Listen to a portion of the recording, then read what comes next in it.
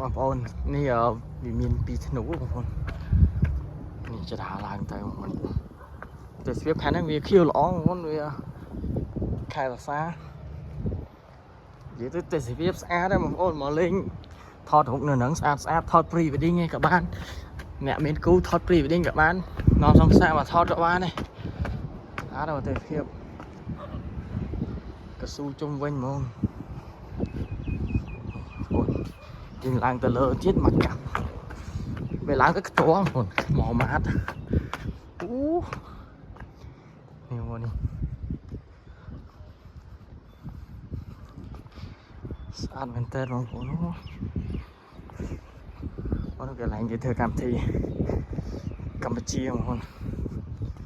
ក្នុងហងចាក់នៅកស៊ូ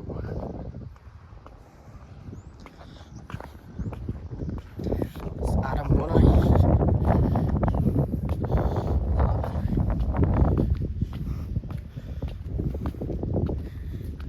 ស្អាតមែនតើបងប្អូនគ្នាមកលេងបានតែនេះខ្ញុំឡើងពេលថ្ងៃបងប្អូនហាងស្ងាត់តិចពេលព្រឹកពីព្រឹកនៅច្រើននេះបងប្អូនមើលទេសភាពស្អាតណាស់មែនតើថតលេងចឹងបងប្អូនអត់ដឹងថានេះថតលេងនេះខ្ពស់ណាបងប្អូនខ្ពស់នេះអត់សុខថតលេងចឹងណាបងចែកគ្នាមើលទៅបងប្អូននេះមើលទេសភាពខៀវខាងនេះស្អាតអរគុណច្រើនបងប្អូនអរគ្នា